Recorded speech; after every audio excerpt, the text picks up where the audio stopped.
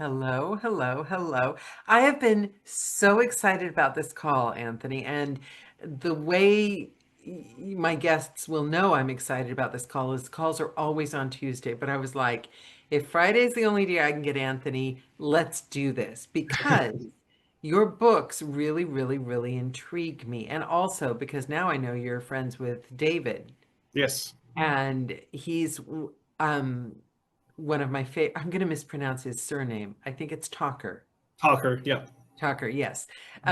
He was one of my favorite writers. I loved, loved, loved working with David. So if any friend of David is a friend of mine, but also Stephen King's book, Bag of Bones, and the one about time travel. I always get the dates wrong. Something 11, 11/22/63. yes, were life-changing for me. Mm-hmm. And as a matter of fact, I listened to both audiobooks like several times, and I am a diehard fan. And I was like, I don't understand. What is this Stephen King dollar baby? Like when you first reached out and I saw your books, I was like, I don't really understand. And now that I've done kind of a deep dive, I haven't had a chance to read them yet, full disclosure, but I am going to because I don't understand. I still don't understand, and I need you to explain. Everyone, this is Anthony Northrup. He is, if you know him very well. And for those of us that don't know him, we're going to get to know him tonight. And I'm going to link Anthony's books on Amazon and at the bottom of the About section of this YouTube call, so you can look him up after the call. And I'm going to dive in with a question that I ask all my guests. Tell me about 10-year-old Anthony.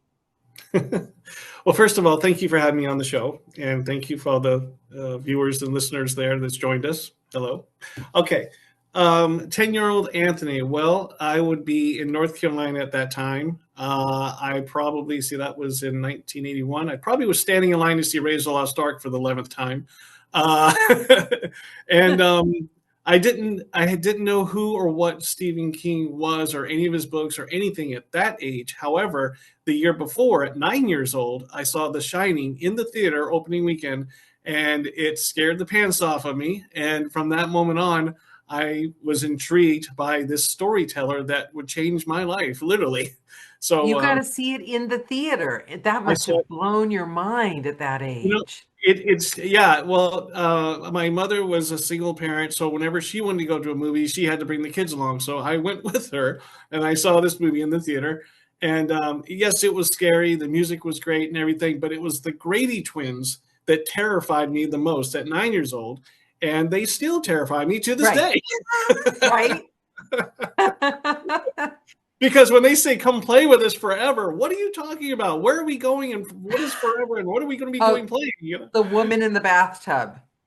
Yeah, Do the you know woman I in don't take baths. I refuse. that. Never, Yeah, ever, ever. And it's yeah, because of that movie. It changed an entire generation though. It's some things just come along and they're cultural pivot points, aren't they? That they're yeah. implanted in all of our minds forever.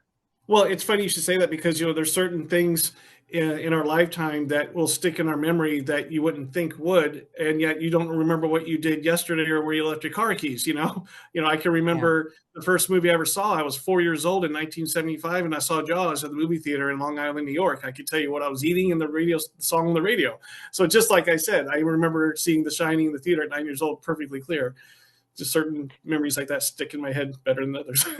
It's to do with emotions. It's to do with novelty and emotions, I heard, because I might have been complaining to someone the other day about how the last 10 years have gone by in like the blink of an eye, and I've just done the math and like if the how much time do I have left on Earth if time starts going that much faster? But when you're a kid, a Hmm. 4-day weekend is like, Forever. yeah, but it's because you're learning so many new things Hmm. and you're emotional, your emotions around them. Yeah. So, but if we do the same thing all the time, we've got like it's kind of just our brains like, yeah, whatever, move on. Yeah. So you saw The Shining, you're 10 years old. Were you a live in the moment kind of kid, or were you when I grow up, I'm going to be kind of kid? Uh, I was a live in the moment kid. I had some happy memories. I was a diehard, major, serious Star Wars fan. So everything was Star Wars to me. I had the toys, the collections, and I had a huge collection. And I was into horror movies because Jaws was the first movie I ever saw. So horror was a genre that I was always excited about. But I was just a good kid. I rode my bike, I played baseball. I was just a good, happy kid, for many years. And yeah, I lived in the moment. I guess you could say that. And what about school? What about playing well with others and all that stuff? Did you enjoy the Uh, School, I was never a big fan of school. I was never a big fan of school. I like certain parts of school. I like certain teachers. I like certain subjects I took. I took drama class for 2 years when I moved to California in the 80s. I loved that. I liked science. But it wasn't until my senior year that I really started taking focus on writing. And my uh, English teacher my senior year pulled me to the side before graduation and said, I'm going to give you an A+ on your term paper. And I'm asking you, can I keep this as a reference and an example for future students? And I was like, really? And she said, you blew me away. Your paper was amazing. However, I have one favor to ask you. And I said, what? She goes, get yourself a typewriter because your handwriting is atrocious. But still, it's one person, one comment, and look at the impact in Yeah. being the I writer mean, you are today. yeah. I mean, if it wasn't for her, that one moment of inspiration, I ended up actually getting that typewriter the Christmas the following year. And I dipped in fiction first because I wanted to see, where I was trying to find myself. I was trying to find what I wanted to write about. And I just toyed with a lot of things. And I ended up writing 7 books and 12 short stories on that typewriter, but I stuck them in a Wow. drawer. I did it as a hobby. I didn't take it seriously. And it took me to move up here where I am now to take my professional writing career seriously. And it's kind of an interesting story of how that came about and how where I am today came about. But wait, I don't want to skip too far ahead because I think that's really, really intriguing for the writers that might be watching this show. Mhm. Because don't you think there's something magical about the freedom that you're afforded when you're Mhm. not doing it for a reason? Oh, absolutely. I mean, I did, I just figured when I started doing it as a hobby, I'd say, you know what? I'm just going to write whatever I want, create these characters, create this story in this world, and whatever happens, I have control of it. But I'm going to make it sad. I'm going to make it scary. I'm going to make it happy. I'm going to do whatever I want. And when I'm done with it, I'll read it whenever I feel like it because it's my book. I wrote it. It's my story. I wrote it. I never thought it would ever go past that point, and one of them actually did. So yeah, there So is some. you trained yourself, you gave yourself apprenticeship training in your Mhm. craft, didn't you? In a Yes, I did. completely pure vessel. Not, I admire the hell out of that because I think that it's like artisans in any other art. You start something for the love of it Mhm. because I see so many people become creatives and they immediately start with the business side in mind. Now, I'm not saying there's nothing, it's necessary, but it's not the point. And I don't think a lot of people understand that anymore. Exactly, exactly. I think, and I agree with you with this because I think it's any kind of form of art, whether it be writing or acting or directing or anything like that. For example, the first thing you think of is I want to be the next. If they say acting, for example, I want to be the next. Brad Pitt or Leo DiCaprio, whatever. And you think you want that fame, you want that money, you want that the whole world, but you're not supposed to do it for that. You're supposed to be doing it for the love and the art and the craft of acting, becoming characters and putting them out there and let people enjoy them and and entertain people.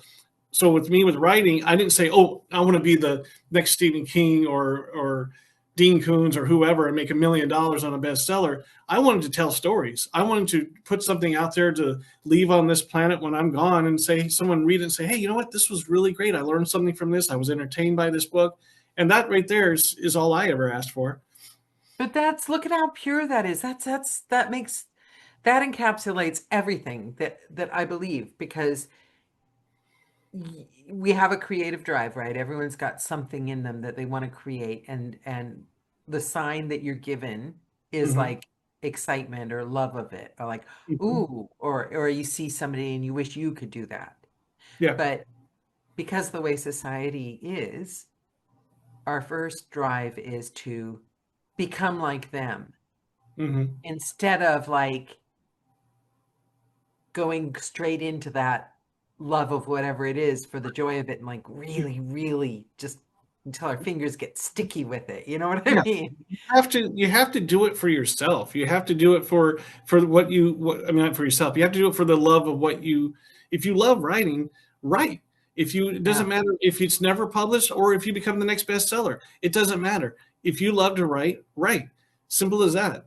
And you're gonna. There's days where, and I know this for perfectly well. You're gonna have days where I don't feel it today. It doesn't feel right, or I'll start at the keyboard and I'm like, this is crap. I don't like it today. This is not. I'm not feeling it. But those moments when you feel it, you write like a freight train, and you go back and you read it, and you're like, man, that's good stuff. And that's that passion that of writing that you were looking for, and then you've now got it on the page. You know, And the so other stuff gets in the way. And writers, so many writers, they don't think they're writers unless they've got a publisher. Narrators, I can say this to you, narrators, if you're watching, you're a narrator. I don't mm, care how many books you have. I don't care who's published, what publishers you work for.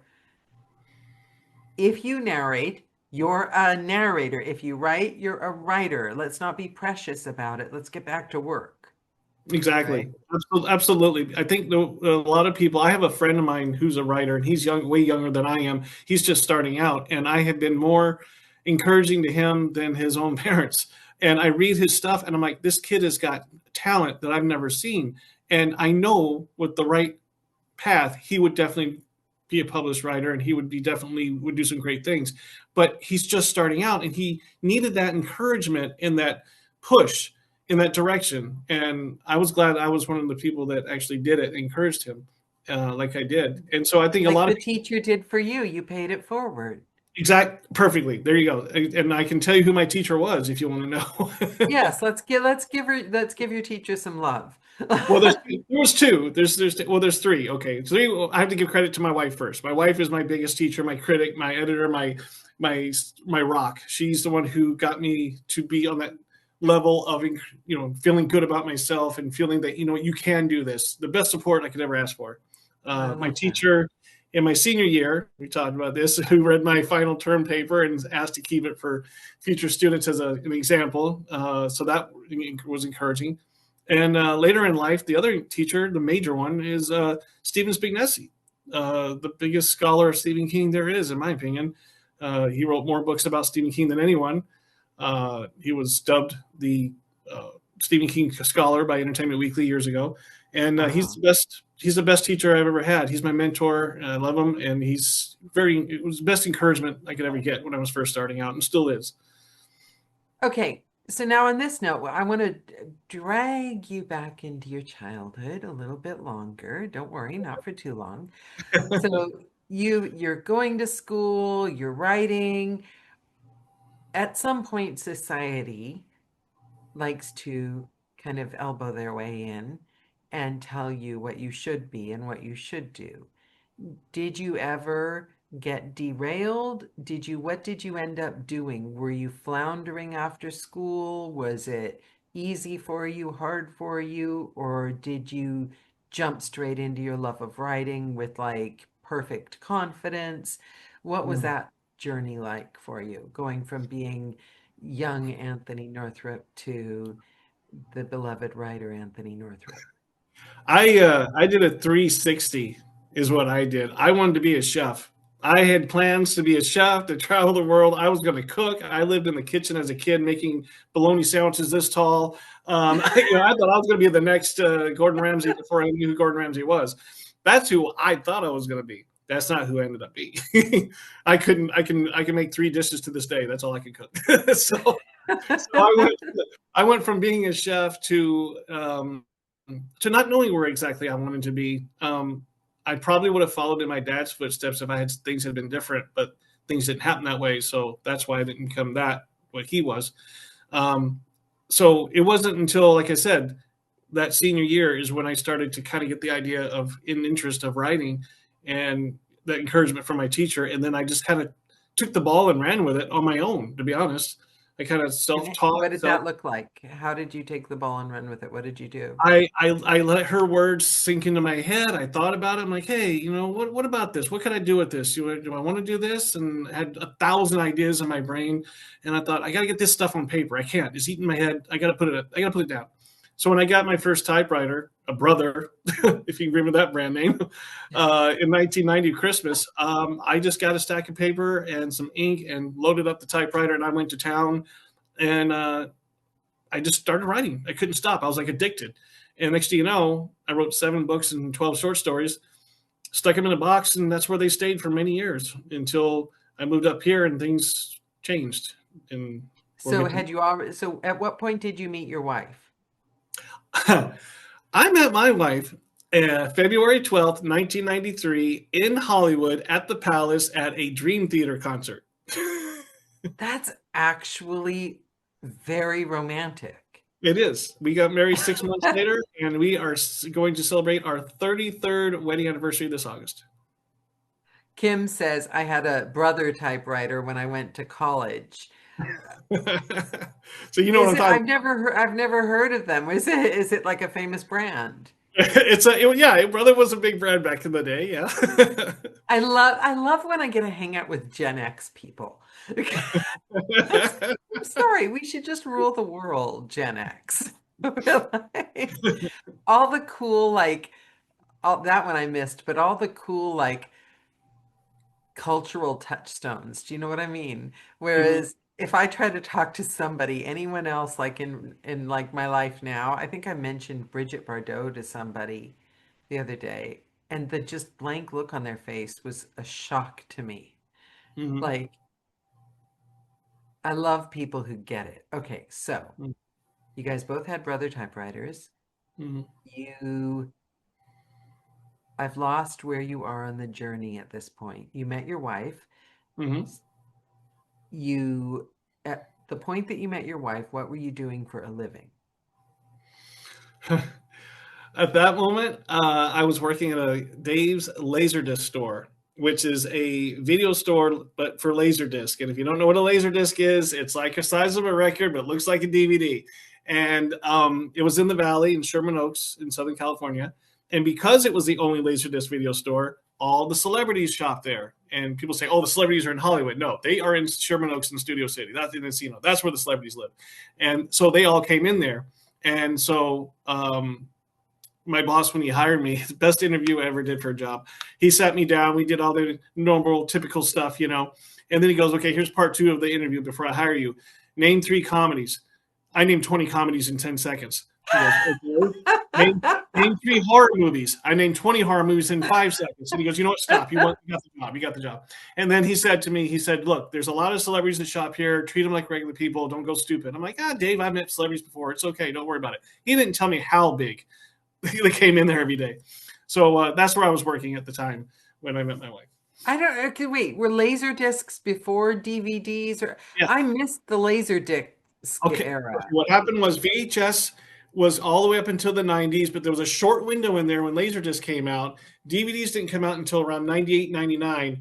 When I was done working at that job, they were just working with DVDs to get movies on there, but they couldn't get the information on that size of a disc because it wouldn't fit. So they were still doing the technical, stuff at that time when I left that job. And then it was like a few years later, then they, fixed it and DVDs came out and there you go.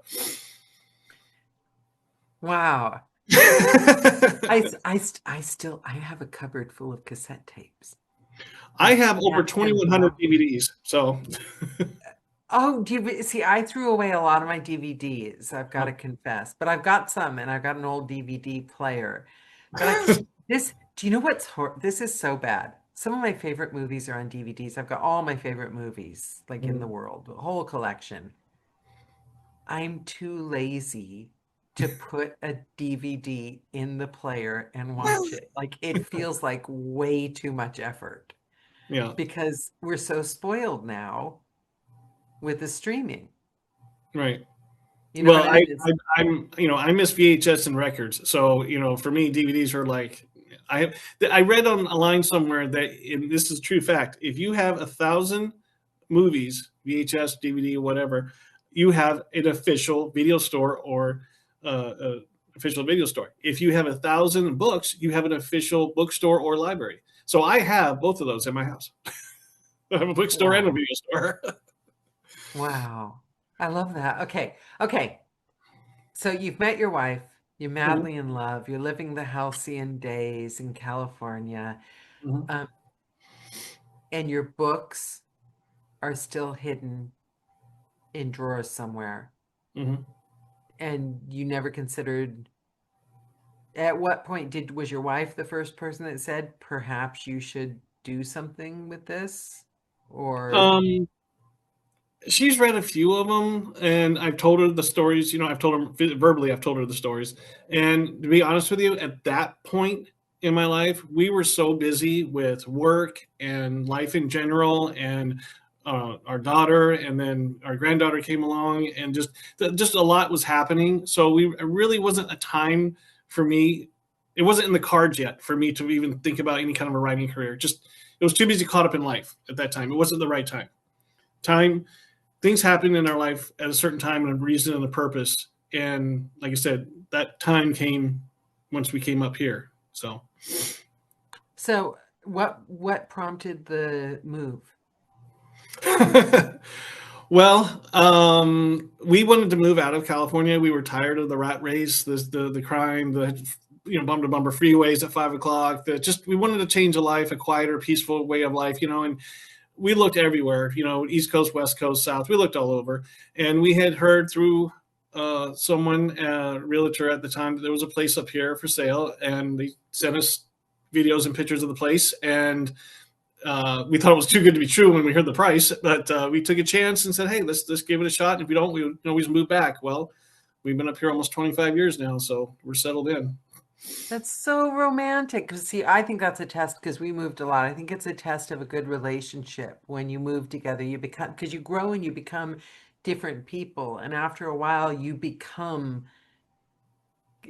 stop being just two individual people.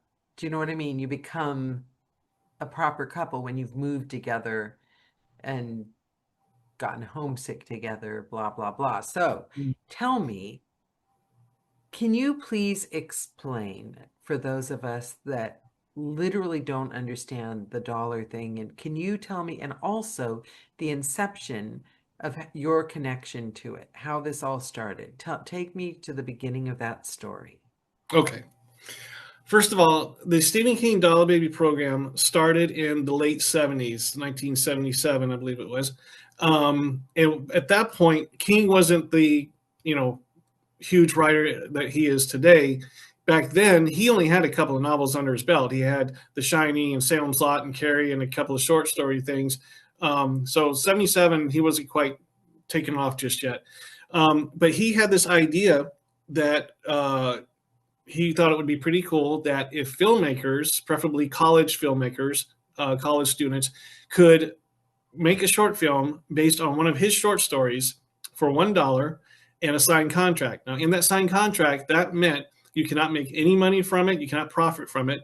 You have to provide your own camera, crew, cast, everything, and you have to send a VHS cassette of your film to him. And if he liked it, that film got played all around the world at film festivals. Well, that was 1977. And so from that point on, it took off, and filmmakers around the world made films based on his short stories. And they are absolutely, I don't even want to say amazing. They're more than amazing. They're just gold. They're pieces of gold. They're lightning in the bottle. They're wonderful art. Wait, can I stop you? I mean, here's the girl that was just saying it's all about art, forget the business. But so I pay Stephen King $1 to Mm-hmm. use one of his stories.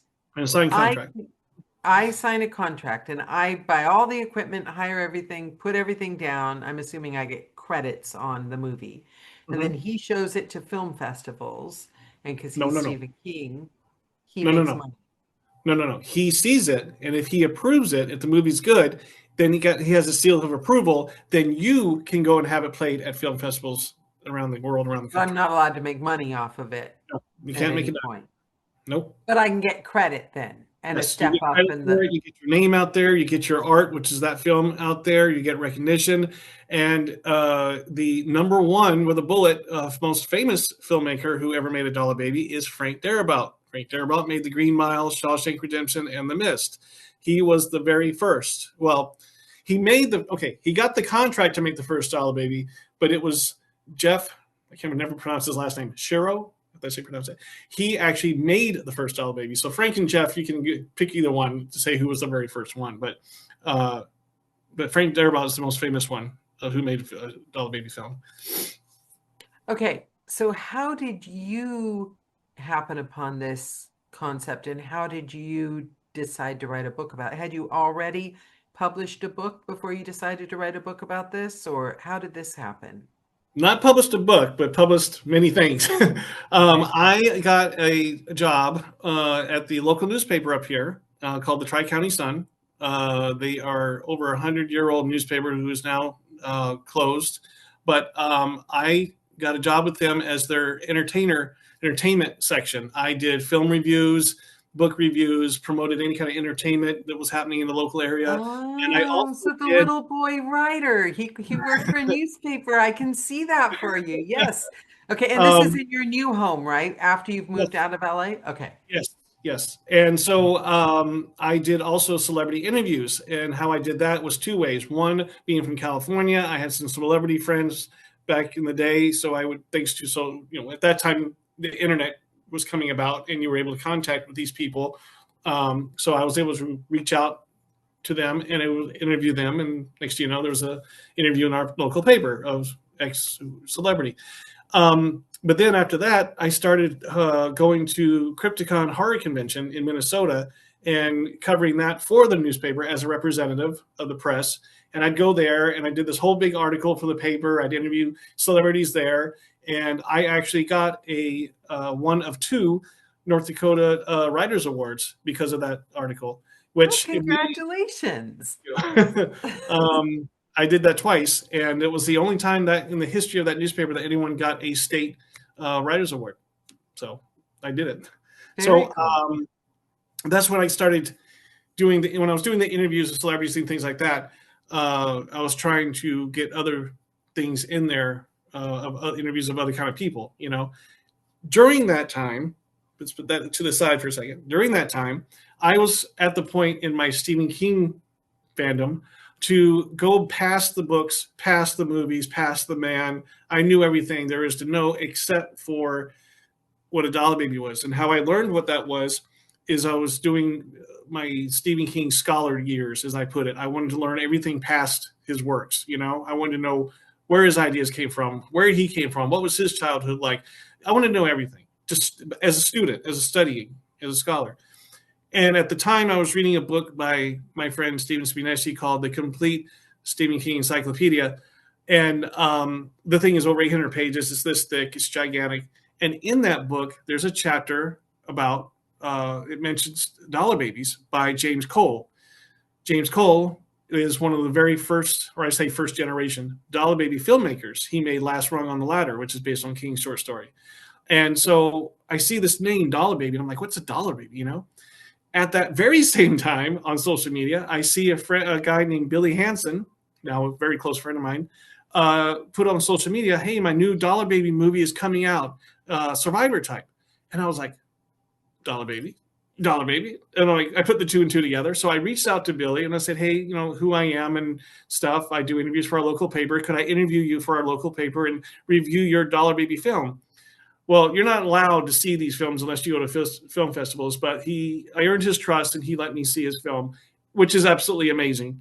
And he loved the article so much that he told his Dollar Baby friends, And so I started getting more interviews. And next thing you know, the snowball effect started happening, saying, oh, this guy named Anthony Northrup, he interviewed Billy and it was great. You should have him interview you and he'll review your movie. And it just kept going like that for a couple of Yeah, it's years. like a whole underground society. Yeah. So what really took off was that it was in 2014, my second year of covering Crypticon in Minnesota. I had this idea. Why don't we have Dollar Baby films played at the horror convention? How cool would that be? So I reached out to Billy and asked him, and we talked and we made connections. And we got King's approval from his office. And I hosted the first Stephen King Dollar Baby Film Festival at Crypticon, and people loved it. And so they asked me to come back the next year. So in 2015, I did it again with a whole new batch of films. And then they asked me again in 2016, but I said, no, I said, I kind of want to focus on my writing career, but maybe down the road. But, we had fun and it was cool. And so I just kept, during that time, I kept doing more and more Dollar Baby interviews. Well, there was another writer friend of mine named Andrew Roush, who's amazing and talented, and he's a great guy. And he loved my articles. And he said, listen, you've got to do something with these interviews. You can't, and these reviews of these Dollar Babies. You can't just sit on this. You got to do something with it. He said, you need to write a book. And I said, well, I don't have a publisher. I don't know what to do. I mean, I just love to write, And he goes, let me talk to my publisher. He's a big Stephen King fan. I said, okay. So we made the connection. We had a Zoom meeting. And next thing you know, I get a contract to write this book, Stephen King Dollar Baby, the book. And it came out. How long ago was this? This was, this book came out in January of 2021. Okay. And it actually was number one on Amazon for a month. It was number one at Bear Manor Media Publishing, who put out the book, for 2 months. How did it feel when you found out that you were getting a publisher and it was going to be published? How did you feel that day? I cried. I screamed. I was excited like a kid on Christmas, 1,000 times over. I didn't think it was going to actually happen. I didn't think this can't be happening. This isn't happening. And it happened. It was real. This was it. This was my time. That moment came. And I was so nervous. I was so nervous because I'm putting something out there in the world to read, and I didn't want to mess it up. And a lot of encouragements from, friends and colleagues and my family and my wife and Stephen, and got me through it. And it ended up being a success. It did great. But that's the price you pay, I think, for what we were talking about earlier, working from the inside out, doing it for the love of the craft and working so hard and falling in love with your work rather than doing it just for the attention. Because then when you get the attention, if you had done it the other way, that would have been just the whole point, getting the attention. And my suspicion is you would have ended up chasing more attention because it would have felt hollow. But the price you pay, because you did it just purely for the love of the craft, is you're now giving your baby out to the world. Wait, did you say Stephen? Have you met Stephen? Messy. No, not the King. That's the King. That would have been a completely different conversation and the book and everything else. No. I meant Stephen Spignesi is what I meant. So you should meet Stephen King, because I would think you've written the books now. Well, everyone has said that. Everyone thinks I have met him or I should meet him. I would love to meet him. I would love, and even if I don't, that's okay too. But I do know he has my first book. I don't know if he has the second and the third one because I don't know. But he does have the first one. That I do know. And that's it. That's all I know. So I don't know. Have you sent him through his agent in a letter? You can break into Fort Knox quicker than getting a hold of him. I mean, really, you can't. His agent won't send him anything from you. No, it's even trying to get a hold of the agent. Because one of the lady who's in charge of the Dollar Baby category, so to speak, at the main office, she retired. And so that's why I was going to get to, the program ended in December of 2023.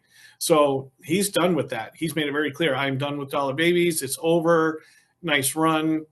That's that. He's ready. He's ready to retire, and so he doesn't, his Dollar Baby chapter of his life is over. So I hope that you're carrying on the legacy. Yeah. Well, actually, yes, I am. I mean, for many, many people, from fans to people who are very close to him, extremely close to him, have told me these books, these three books, this trilogy is not only the first official and the original and only Dollar Baby book trilogy. This is the first of its kind. I did it. I wanted to do it, and people say, well, like you asked me, why did you do it? I did it because you can be a fan of anything. You can have 1,000 books or movies or collectibles or action figures or whatever, whatever it is. You can have all that collection. But if you want to go past that, if you want to be a true diehard major fan, you learn everything. And the Dollar Babies was a part of that Stephen King universe that a lot of people didn't know about. I felt it was my purpose in life to tell that story, to get this out there to these fans and say, hey, this is something you don't know about, but I'm going to show you. I'm going to tell you about it. And I wanted to make it as clear and as exciting and interesting and entertaining as possible, and education as possible, because they can't get to those film festivals. They can't see those movies. This would be the second best thing to that. Those who are fortunate enough to see those movies, that it's like a gift. It truly is, because these films are amazing and wonderful. And I would love to talk about that subject in a minute if you want, because the people behind the cameras, oh my God. Because what happens? They're just lost then? I mean, the festivals are just. Well, no, there was a lot of festivals. There was festivals when they first started. There was one in the '80s. That's what the first, when I say the first generation of Dollar Babies, like James Cole and many others. And then it was kind of a dry spell for a little bit, and then it picked back up again in the '90s, and especially in the 2000s, 2010s. It took off like a freight train. That's when the festivals really started popping up, and we're talking everywhere from Europe, Russia, China, Australia, America, New York, LA. They were popping up everywhere. That's why, going back to the Crypticon 2014 and 2015, that's why I hosted those festivals there. But those weren't the only two festivals I was a host of. There was two more. um, Two more dollar. So these festivals aren't just like film festivals with 100 films and $1 baby entry. no, These are all Dollar Baby films yes, in one festival? yes, yes. Wow. And so when the book came out in January of 2021, and it did very well, I was connected to three friends up in Canada, and we put together this group called Stephen King Rules, and we did the first Stephen King Rules Dollar Baby Film Festival online. It was seen around the world live for 3 days. And so we got Stephen King's approval himself, and he promoted it on what was Twitter back then, on his Twitter account. And we were blown away when we saw that on Twitter that King said our name right there on his post for the day, and we were blown away. So for 3 days, folks around the world got to see those movies and see our interviews with some of the film directors on those 3 days. I would So have loved to have seen that. it was amazing. It was amazing. It was for 3 days, and the reason it was online is because it was during COVID time. So because we really wanted to do it in person, but we couldn't. That happened in August of 2022.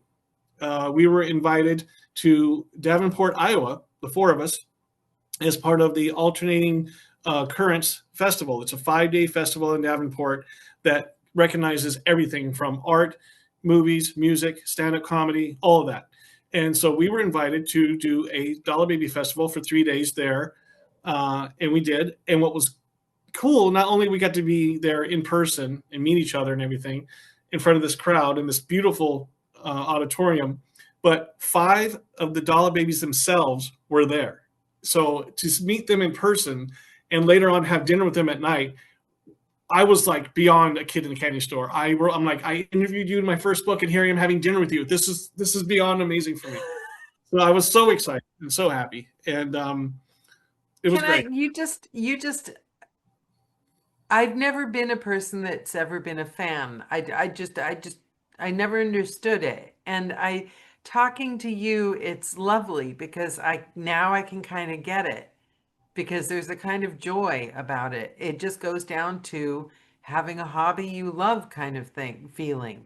I'm not saying it's the same thing, but I'm just saying, and obviously your writing isn't a hobby, but the beginning of it the inception of it stemmed from just loving something. Yeah. Right. And it's not just that. It's not just fandom. It's going back to what I said before. It was something that I felt that Stephen King fans need to know about, because if I didn't think these were interesting or at all, I would never would have done anything. I would have just done something else. But just the idea of having someone out there grab a camera, make a movie based on King's short story in their vision, what they saw that story, and put it on screen, uh, blew me away. I thought that was the most amazing and interesting concept. And Because it goes back to Big Magic, Elizabeth Gilbert, that an idea is a real living thing, and if you don't grab it when it comes, somebody else is going to grab it. The idea has power in itself. You mhm, grabbed an idea, and then you took your years of mastery of writing and your innate skills, and you harnessed that idea, didn't you? yeah, yeah, I did. I mean, I was doing these interviews from 2013 until 2020, uh, and that's when I was contacted from my friend saying, "Hey, you need to do something with these." And I'm like, "Well, I pretty much have the book already, if that's the case, because I've got all these interviews, on file, and there's the book right there." But I wanted to put other things in the book, not just that. I wanted to make it more fun, and there's other features in my book: fun trivia, fun facts, celebrity interviews, essays, other things in there as well, not just them. And I think that's one of the things that makes it so interesting too. It's not just a book with interviews and film reviews in it. There's other fun But stuff in. and beyond being a writer, there's a special skill set in getting those kind of interviews from people as well. There's a special skill set in being able to pull out of the people you've interviewed the stories that you've been able to pull out of those people. Mhm. So I don't think a lot of people, I mean, it's easy to say, oh, grab the idea and the first person to make it up, but you have to have the skill, you have to be a writer, you have to have the years of working on your craft. You also have to be able to interview people. And I think it was like the perfect storm, wasn't it? It All your was the life experience. it was the perfect storm, but it's also, you got to take a chance. You have to just throw a dart in the dark and hope it hits the bullseye. And if it does, then it's a wonderful thing is going to come out of it. But if you don't take that chance, um, you're never going to know. You're never going to be Did you sitting do it there like, consciously? what's that? Did you consciously take a chance? Was there a moment you thought, oh, I've got to be brave here? Or was it done before you realized it? Well, I mean, the thing of it is it's basically like this. I had all the ingredients to make this. I don't want to say cake. God, that's so corny to say. All these ingredients to make this book. Okay, it was for me to put it together and make it, and when it's done, you're gonna have a wonderful thing. Did I have doubt? Was I unsure? Was I scared? Was I nervous? Was I excited? I had a roller coaster of emotions for that whole year, that first year when the book came out, and I didn't know what to expect. I was so nervous because I didn't know. I was afraid of failure, because I'm like, if I do this and it flops, then I'm done. I'm like, this isn't for me, or maybe this was, people didn't take me seriously or whatever. And it was the opposite. It was a hit. It was number one. People are talking about it to this day. People still buy it to this day, and the book's been out 6 years now. Um, it's it's Have phenomenal. people asked for your autograph? I sign books if people buy them. I say, hey, if you buy my book, I'll sign it, and I sign it, or I mail book plates to people. I know what it's like to be on the other side of the rope. I know what that's like. Yeah. So if anyone ever comes up to me, and I have done this many times since the books have come out, or when I do in-store book signings, people will be all nervous and stuff, and I'm like, I just really kick back, I'm like, because I was that person. I know what that feels like to be nervous, to go up to somebody and say, "Can you sign this for me?" I know what that's like. So I make that person relax and say, "Hey, relax. It's okay. We want to talk about this. Oh, sure, I'll sign it." I know what it's like, and Yeah. I'm one of them inside. I'm still a fan of anything. I But love that about you, though. I love that. I love the fan energy. I've got to be honest, I love the fan energy because I think it's excitement. Feels like excitement to me. And I think that people are so boring now. But I it's mean, seriously, nobody ever gets excited anymore about things. there's I don't want to go too deep into this road, but it's a different time now. than Yeah. even 6 years ago when the first book came out. It's a different time on many levels. I feel, how can I put this? I don't want to stop being who I am. And I don't want to stop the laughter or the excitement about things. I don't want to stop my fandom. I want to enjoy everything. I want to enjoy not just life, but I want to enjoy the things I enjoy, like books and movies and music, because we're only here for a limited time on this planet. So enjoy it while we're here. And I don't care what anyone says or thinks. I'm going to enjoy myself. And we need to be reminded. I think people need to be shown somebody else being that excited about things and be reminded of that because I think people need to get excited again. They It's do. They do. And you know what? I think the biggest thing about people is that they're afraid of what other people are going to say or think. If they see them excited, who cares what they say or think? You are you. You are happy about something. Be happy about it. Enjoy it. It doesn't matter what they say or think. And if they come up to I do go back to Gen X on that one. uh, Okay, I'm going to ask you, you said there was another story about the festivals. You said there was something else about the festivals that it didn't stop there, or well, no, well, the second one was in Davenport, like I mentioned. That was the second Stephen King Rules Festival, um, and then that was just a wonderful experience. I mean, a week in Davenport, which Davenport is actually was I've never been there before, and it's actually a beautiful city. They love their art, and they have art everywhere. Every place you go in that entire city, there's art from local artists. The bar, the hotel lobby, the anywhere you go, and I just had never seen any of that before, and I just loved it. They were really good to us. They were very generous to us when we got there, and it was a really good time. And like I said, when we were sitting at that table with all the dollar babies and we were talking, laughing, joking, they bring out their phones and they're bringing up photos of the movie set, say, this is how I made this special effect when I did this scene. Oh, yeah, did you use a green screen? Yeah, I used this equipment and blah, blah. It was like kids talking about their favorite toys sitting at a dinner table, but we were all adults right? and we were all talking The about excitement element.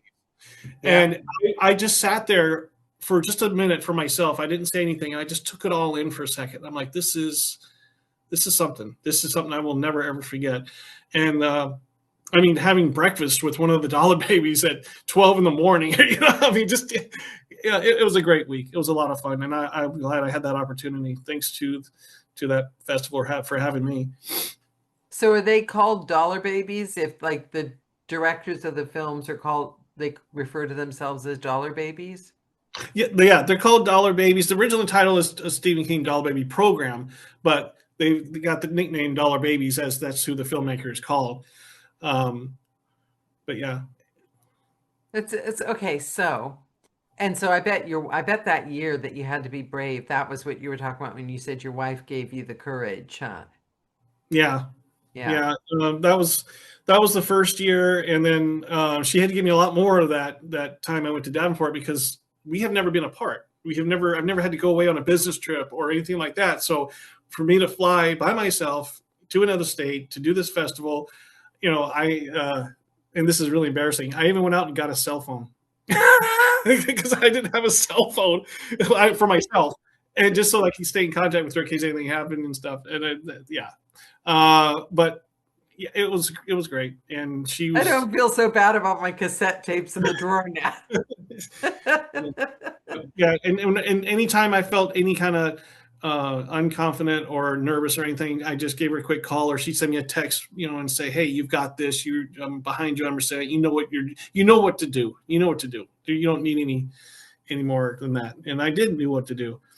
Um, I so love this. I love this conversation because you lead with joy and it's infectious. And I just think that might be what I get, that the Stephen King element, and I get that you tapped into a cultural moment, mhm. but I think 80% of your success and your fandom comes from you Thanks. and and your joy, your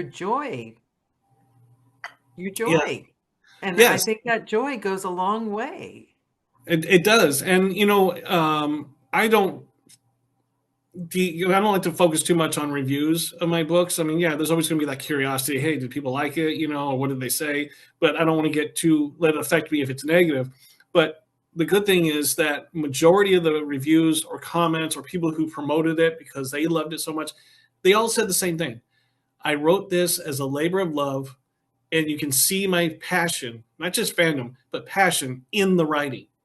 And Yeah. everyone has said that, so it must be true. No, it So, is you just talking to you this hour, it's obviously true. And you know what they say? I think what was the statistic? Um, I don't read my reviews. This and the few times I have, I've so even the good ones, mhm, 30% of the people are gonna love you, mhm, 30% of the people are gonna hate you, and the other 40% don't have a clue what's going on. mhm. That's I like basically it.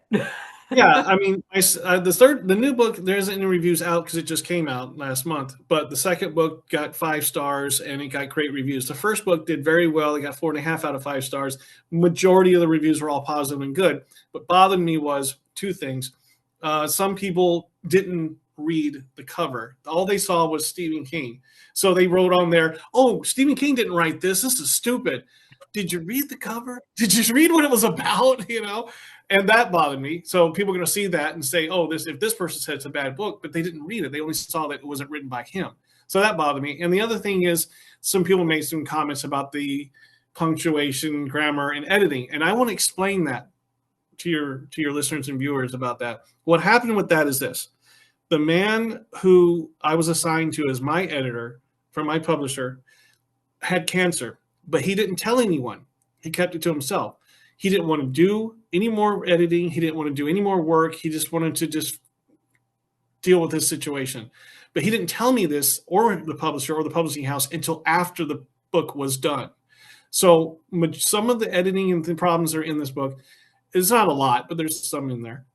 Is because of him going through chemo, going through the stages of cancer and all that stuff. So that bothered me because some people looked at that and gave me a bad rating, said this is bad editing, this is bad punctuation, but they don't know the backstory. They don't know why. That But man sadly passed away a few months later after the book came out, and um, can this, I tell you something, Anthony? I've narrated over 275 books. I've wow. got Kim on this call, and I guarantee she's a veteran narrator, and she will back me up on this 100%. I don't think I've ever had a book that didn't have a correction or two or much more. And I'm talking publisher books that have been through editing. I'm talking high profile books. It's impossible. And the only way you catch it is once you narrate it, because then you have to catch it. Every single narrator knows that it Right. is impossible not to. And so no matter what the book is, if you had had that book proofed by a million different people a zillion different times and had one of us narrate it and catch anything and it was perfect, those exact same people would have left those exact reviews with the exact stars, and it would have been the color of this cover is offensive. They would have, they would have found something. They like I could see the look on Kim's face when you'd said, "Oh, let me address the editing," because we Yeah. know that it goes back to 30% of the people are going to like it, 30% of the people won't like it. Well, Nothing you can do about it. when that first one came out, and I saw some of the mistakes in there, and I saw some of the reviews from those people, and it wasn't a lot. It was just that there's always a handful. There's always somebody out there. Yeah. And it really bothered me because it was my first book. It was my first time out of the gate, and it hit me hard, and I thought I was really upset and really sad. Again, going back to my wife and going back to my friend Steven Spinesi, they said, "Look, there's going to be mistakes. There's no perfect book out there." There And then isn't. I looked, and Stephen King himself, Richard Matheson, and a few other big authors, they had mistakes in their books too. And They I thought, do. well, you know what? If they're not upset about it, then maybe I should be upset about my mistakes. So I They're go after that. you have to not, but the problem is, and the sad thing is, it's because the good writers put their heart and soul into that book. And then Yeah. they read a review and it feels hurtful. I remember when I first started narrating, one of my first reviews, this woman should never be allowed to speak out loud again in her life Oh anywhere. my God, And I terrible. think, was it Sean said that somebody said they wanted to punch him in his voice? I mean, Oh, some people are just, I mean, now I'm old enough and ugly enough not to care. 10 years later, I'm like, I probably remind you of your ex-wife, whatever. you know But what? I do. I've gotten much better since then, and my wife is my editor, and she makes it perfect, and so I'm not worried about it. But there was that. It's because that what happened with the guy with his having cancer stuff. That's the yeah, only reason why that book was, and I learned from that mistake, and I knew that I wasn't going to make the second, and third one like that, and it didn't. And I have my wife to thank for that because she did a great job editing, and my also the editors who do the final cut at Bear Manor Media Publishing, they did a great job. So I'm good after. It's all good now. yeah, yeah. Yeah, no, you are beloved amongst the fans. Your books are doing wonderfully well. But aside from that, I think that you put joy out into the world, and I think that is enough for anything. I And appreciate the that. Thank you. the edit people can bless them. Just let them do their little thing, Yeah. and that's fine. But okay, so now I've got to hit you with one last question that I ask everyone at the end of the call. If you're going to say anything to the YouTube audience that's going to be watching this for the next, maybe in 150 years, if they take anything away from this call, one piece of advice, one final thing you'd like to say, what would you like to leave them with? Life or Um, writing or anything? I would just simply say, take a chance. Don't be afraid. Do what you love. Find your passion and run with it. It doesn't mean it's going to be an overnight success. Maybe it will. That'd be great. But be prepared for the negative because it's going to be there. But never doubt yourself and keep going. Never stop. Never stop. I love that. I love that. I always say they're going to have to prime, I don't care, AI competition. Said this when I became a narrator. They are going to have to prime my dead hands off of this because I'm hanging on. Anthony, it's been a pure joy. I'm so glad we were able to make this happen. And thank you so much for taking the time to meet with us. I think you underestimate the service you do by the way you show up in a room. Well, thank you. I appreciate that. I'm very happy to be here, and I hope your listeners enjoyed it and learned some things, and were encouraged and inspired. And just a little shameless plug here. That's the first book, Stephen King, Dollar Baby, the book. You have them all there. Show us I'm all of all here. them. I didn't get a chance to show them yet. Okay, and then this is the second one, Stephen King, Dollar Baby, the sequel. Now, I just want to show you something first before I show you the other thing. You can see there's a difference in size, right? Yeah. This is almost 600 pages. This is 958 pages. Okay, Wow. hold on. The new book that just came out, Stephen King Encore, is a whole lot bigger. How long did that take you? This is 800 and I think 35 pages. This okay. So the first book, like I said, came out in January of 2021. This one came out in October of 2022, and this one just came out in February 15th last month. And So when are so you getting them narrated? uh, when somebody offers, my publisher wants to write a check and say, "Here, go ahead."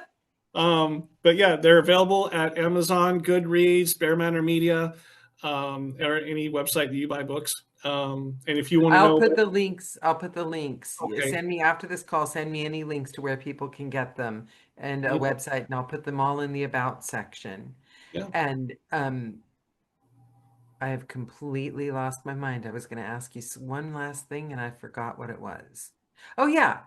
So here's the thought. Mm, I finally found a way to put it into words. What you give to people in your books by sharing your joy and excitement hmm is paying forward what that teacher gave to you. hmm Think about that. That's like the purest, like, I'm not like oh, who am I kidding? I'm a totally woo-woo person at this point. It's karma. It's karma. You're giving back you're showing us an Hmm. example Hmm. of happiness. Yeah, I'm showing an example of happiness, of dream come true. I never thought in a million years that this would have happened. I never thought, looking back at my youth, I would have said, "Yeah, I'm going to write a book trilogy someday about Stephen King. I'm going to be this world known," and which I am. And here I am. There they are. They're real. It's not a dream anymore. It's there. And it's humbling. I'm blessed. I'm thankful.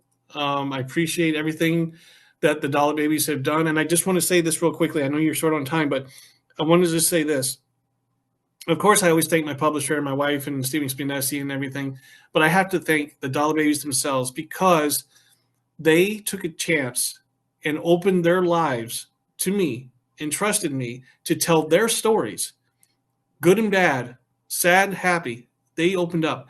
They trusted me, and I did it. And I wanted their stories to be told to the world, and it's right there.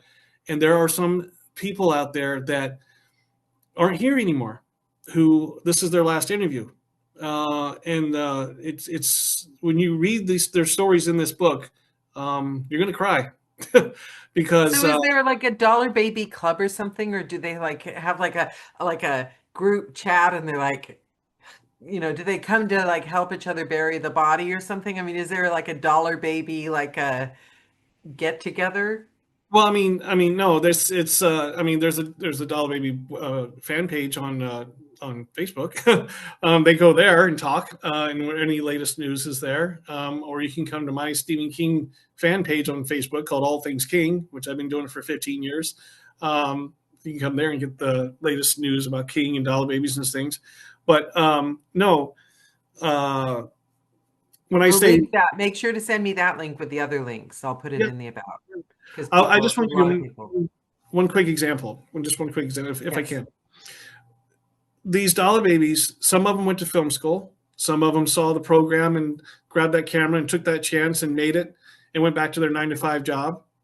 Some people went on to make movies or write books or TV shows or whatever. Some people got famous. Some people, that was their 15 minutes of fame. I'm disappointed. I want them to have like a fellowship or something like like a Well, secret code word. well, Danielle, get out your Kleenex because here it comes. There is one in particular, Doll Baby, who is no longer with us, who was actually in the Ukraine war. What happened was he got his contract for King to make this Dollar Baby film. He grabbed his cell phone, and made a movie, 5 minutes long. Which there are Dollar Babies that go from 5 minutes long. There are some that are hour long. The average is 20 to 30 minutes, but his was 5 minutes, and sometimes that's all it takes. Amazing the way he did it because I never would have guessed he made it with a cell phone. And as I saw his movie and I interviewed him and I talked to him, he kept telling me, "Hey Tony, something's going on here. We don't know what. Something's coming. It's bad. They're cutting the power. They're cutting the internet. I might not be able to talk to you again. So let's do this interview quickly." We did the interview. A couple of days later, it's getting really bad. There's not going to be any more internet at all. I hope everything's okay. I'll hope I see you down the road. That was the last time I saw him or talked to him. And then I found out later he actually died. His last interview and only interview was in this book. So, and then that's when the Russian-Ukraine war started. It was a couple of days after that, the last time we talked. He had to be in there, and I put a special tribute to him in there because of this. It shows that we're all human, and that even Stephen King's works can even touch somebody over in the Ukraine or Russia or Europe or whatever in this world.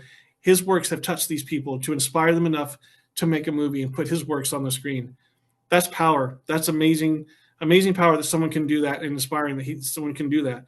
And even on the verge of a war, that guy made that movie before it was too late. But do Um, you know what else? You're hitting a really raw nerve here because this audience is writers and audiobook narrators. And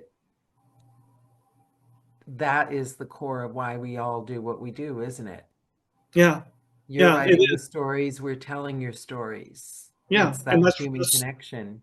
that's what all three of these are. I took Dollar Babies' stories, their lives, and they told me, the good and the bad, and I put it into these books. And like I said, there's some in there that are inspiring. There's some that are happy and funny. And then I said there's some like my friend and a couple others that it's going to make you cry. So there's a little bit of everything in these 3 Yeah. books. It's not all about, how they make their movie and in my reviews and that's it. There's a whole lot more in these than that. Wow. Well, I look forward to diving in, and I very much appreciate you taking the time and meeting with us, Anthony. This was the call we needed tonight. Well, So I thank thank you for having me. I've had a great time. I hope all your listeners and viewers had a good time. And if they do pick up the book, I hope you enjoy it. And thanks for having me. It's been fun. I enjoyed it. Send me all the links, please, after this call so that I Yep. will add them to the About section. Yep. Wonderful. Wonderful. Thank you very much. Mwah! Thank you. Bye. Thank you very much. Hi, Kim. Bye, See you. Kim. Bye. Bye.